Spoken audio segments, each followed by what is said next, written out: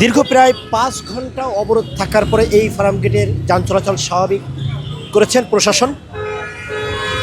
দর্শক, যেমনটি বলছিলাম, ফার্ম গেটে তেজগাঁও কলেজ শিক্ষার্থী হত্যার প্রতিবাদে তথা কলেজ শিক্ষার্থী সাকিবুর রহমান হত্যার প্রতিবাদে কিন্তু কলেজ শিক্ষার্থীরা তারা কিন্তু এই ফার্ম গেট অবরোধ করেছিল আজ সকাল 9:30 থেকে।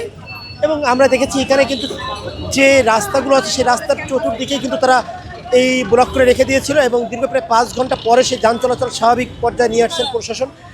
যেমনটি আমরা জানতে পেরেছি, এই কলেজ শিক্ষার্থী তাদের পক্ষ থেকে একটি প্রতিনিধি দল তারা কিন্তু স্বরাষ্ট্র উপদেষ্টার সাথে একটি প্রতিনিধি দল তারা যাবেন এবং স্বরাষ্ট্র উপদেষ্টার সাথে কথা বলবেন এই হত্যার বিষয় নিয়ে। দর্শক, আপনাদেরকে যদি জানিয়ে রাখি, গত বছর তথা গত বছর যে ডিসেম্বর মাসের 6 তারিখেই কিন্তু তেজগাঁও কলেজ ক্যাম্পাসের ভিতরেই একটি মর্মান্তিক ঘটনা ঘটে, যে ঘটনার দুই পক্ষের সংঘর্ষের কারণে কিন্তু এক শিক্ষার্থী তিনি কিন্তু গুরুতর আহত হন, এই সাকিবুর রহমান। এবং পরবর্তীতে আমরা যতটুকু জানতে পেরেছি তাকে কিন্তু বেসরকারি হসপিটাল তথা মগবাজার একটি হসপিটালে নিয়ে যাওয়া হয় এবং সেখানে কিন্তু 10 তারিখে তাকে মৃত ঘোষণা করা হয়। এবং তারপর থেকে কিন্তু আমরা দেখেছি বিভিন্ন ধরনের আন্দোলন এবং বিভিন্ন ধরনের কর্মসূচি এই তেজগাঁও কলেজ শিক্ষার্থীরা তারা কিন্তু দিয়েছিলেন। এবং আজকেও তারা সেই পূর্বের কর্মসূচি অনুযায়ী আজকে কিন্তু একটি কর্মসূচি দিয়ে দেন এবং সেটি ছিল আজকে এই ফার্ম গেট ব্লগেট ডাক দিয়েছিলেন। এবং যেমনটি আমরা দেখতে পেয়েছি, তারা সকাল থেকে কিন্তু এখানে ব্লগেট করেছিলেন এবং দীর্ঘ প্রায় 5 ঘন্টা পরে তারা কিন্তু এই পরিস্থিতি স্বাভাবিকে নিয়ে আসছেন প্রশাসন।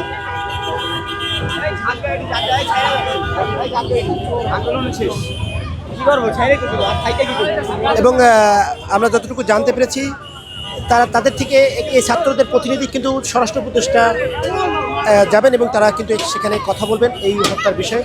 হত্যার ফুটেজ, সিসিটিভির ফুটেজ থাকা সত্ত্বেও বিচার বিড়ম্বনার কারণে কিন্তু তারা এই আন্দোলন ডেকেছিলেন।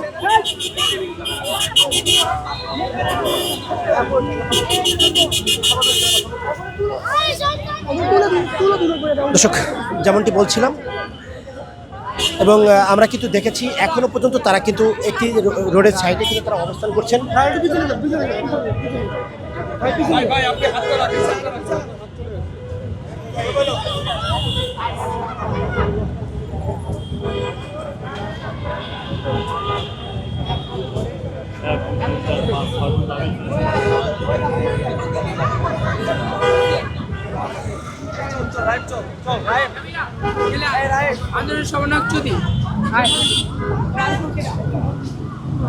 দর্শক, যেমনটি বলছিলাম, এখানে কিন্তু পুলিশের সাথে একটা সমঝোতা করে তারা কিন্তু এই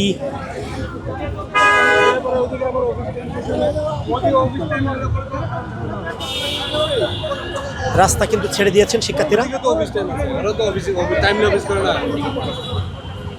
হেল্প করেন না ভাই,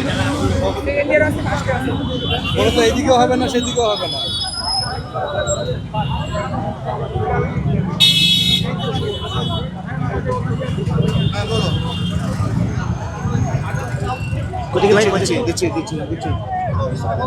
আমার 5 সহপাঠী আমরা মোট 6 জন এখন স্বরাষ্ট্র মন্ত্রণালয়ে আইন উপদেষ্টার কাছে যাব, ওনার সাথে কথা বলবো। আমাদের কাছে যদি মনে হয় ওনার কথা আমরা যদি সন্তুষ্ট পাই ওনার কথায়, তাহলে হচ্ছে আমরা আর আন্দোলন চালাবো না। আর যদি ওনার কথায় আমাদের সন্তুষ্টি না হয়, আমরা মেনে নিতে না পারি, তাহলে আগামীকালকে থেকে আমরা কঠোর আন্দোলনের ডাক দিচ্ছি। আসসালামু আলাইকুম।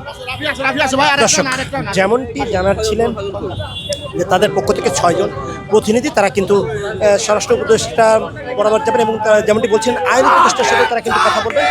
এবং তারা বলছেন যদি তাদের সন্তোষজনক কোনো বার্তা আসে সেক্ষেত্রে তারা সেটা মেনে নেবেন এবং যদি সন্তোষজনক কোনো বার্তা না আসে তাহলে সেক্ষেত্রে তারা আগামীকাল থেকে তারা কিন্তু কঠোর আন্দোলনে যাবেন, এমনটা কিন্তু জানাচ্ছিলেন। এবং আমরা দেখতে পাচ্ছি পুলিশের যে কাভার্ড ভ্যান আছে সেই কাভার্ড ভ্যানে করে তাদেরকে নিয়ে যাওয়া হচ্ছে স্বরাষ্ট্র উপদেষ্টার বরাবর।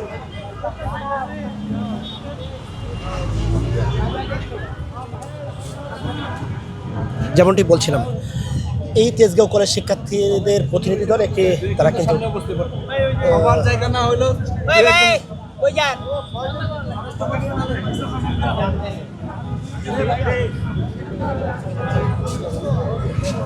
ভাই ভাই হ্যালো ভাই আপনাদের আসলে ওখানে গিয়ে দাবিটা কি থাকবে?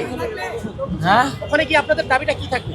আমাদের দাবি থাকবে যে যারা এই হত্যাকাণ্ডের সাথে জড়িত তাদেরকে আইনের আওতায় আনতে হবে এবং তাদের সুষ্ঠু বিচার করতে হবে এবং তাদেরকে যে দল ছাত্র দলের পদে আছে বর্তমানে তাদেরকে বহিষ্কার করতে হবে এবং আমাদের শিক্ষার্থীদের নিরাপত্তা নিশ্চিত করতে হবে। যেমনটি বলছিলেন যে সেখানে গিয়ে তারা যে দাবিটি জানাবেন সেটি কিন্তু তিনি বলছিলেন। দর্শক, এই ছিল ফার্মগেট থেকে সর্বশেষ আপডেট।